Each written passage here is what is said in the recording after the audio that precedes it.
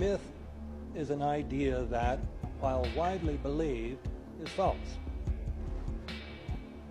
In a deeper sense, in the religious sense, a myth serves as an orienting and mobilizing story for a people. The focus is not on the story's relation to reality, but on its function. A story cannot function unless it is believed to be true in the community or the nation.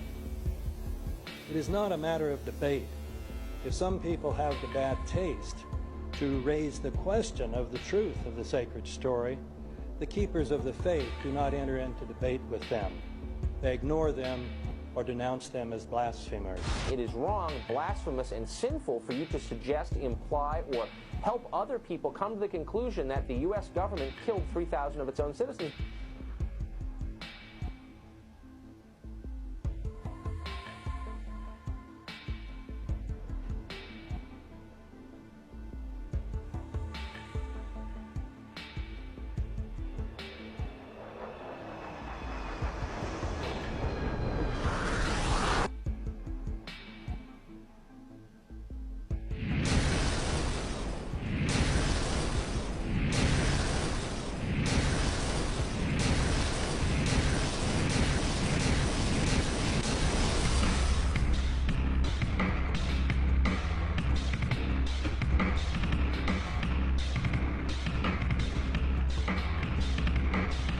As if a demolition team set off when you see the old demolitions of these old buildings. It looks like one of those scenes of an old building being purposely dynamited and blown up. Anybody who's ever watched a building being demolished on purpose knows that if you're going to do this, you have to get at the under-infrastructure of a building and bring it down. The way the structure is collapsing, this was the result of something that was planned. It's not accidental that the first tower just happened to collapse and then the second tower just happened to collapse in exactly the same way. How they accomplished this, we don't know. The building collapsed to dust. You don't find a desk.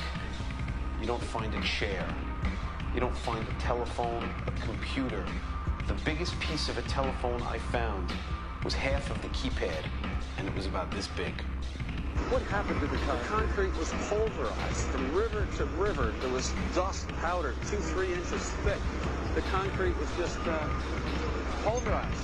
In addition to those pictures we've all seen too much on television before, when a building was deliberately destroyed by well-placed dynamite to knock it down. As if they had detonated. They were planned to take down a building. Boom, boom, boom, boom, boom. I heard a second explosion. There was a heavy-duty explosion. Then there was secondary explosions and then subsequent collapses. An explosion blew and it knocked everybody over. To me, it sounded like an explosion. It sounded like gunfire.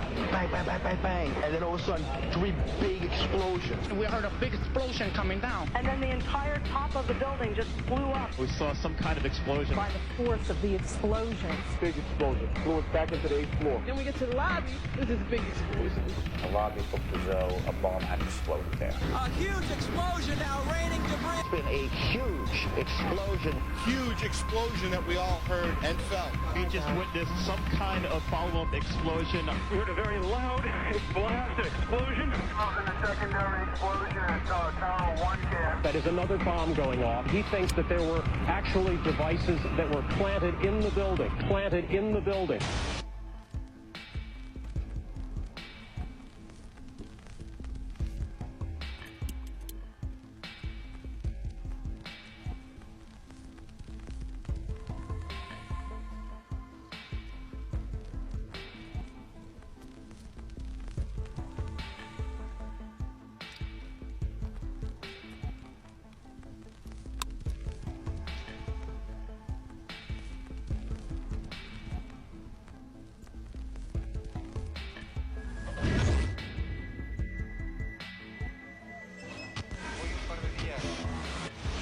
I don't think anybody could have predicted that they would try to use an airplane as a missile, a hijacked airplane as a missile. Nobody in our government, at least, and I don't think the prior government that could envision flying airplanes into buildings. No specific threat involving really a domestic operation or involving what happened, obviously, the city's airliner and so. There were no warning signs that I'm aware of. USA Today reports that in the 2 years before the attacks on September the 11th, NORAD conducted exercises using hijacked airliners as weapons. And one target was the World Trade Center.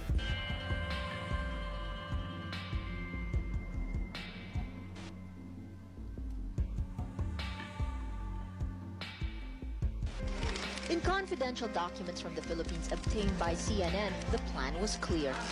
He will board any American commercial aircraft, control its cockpit, and dive it at the CIA headquarters. Other buildings targeted the Pentagon and the World Trade Center.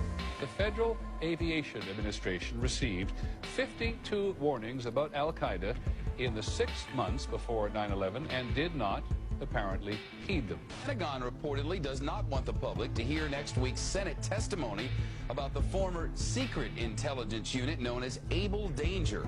And it identified Mohammed Atta and 3 other 9/11 terrorists as members of an al-Qaeda cell in Brooklyn, New York, more than a year before the attacks. And we found 2 of the 3 cells which conducted the 9/11 attacks. Lieutenant Colonel Tony Schaefer, who was the first member of Able Danger to go public, has now been told in writing by the Defense Intelligence Agency that he can't speak to members of Congress or their staff without prior approval.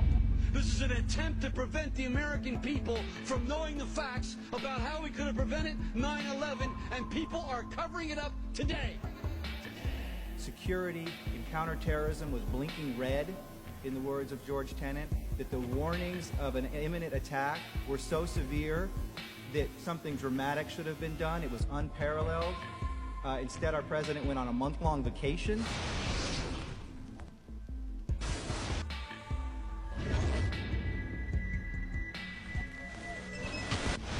The head of Pakistani intelligence at the ISI, Mahmoud Ahmed, requested Omar Sheikh to wire $100,000 to Mohammed Atta, who was the lead hijacker.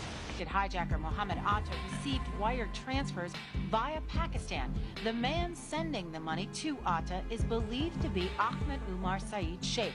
Omar Sheikh admitted he was supported by the Pakistan government's intelligence service, the ISI.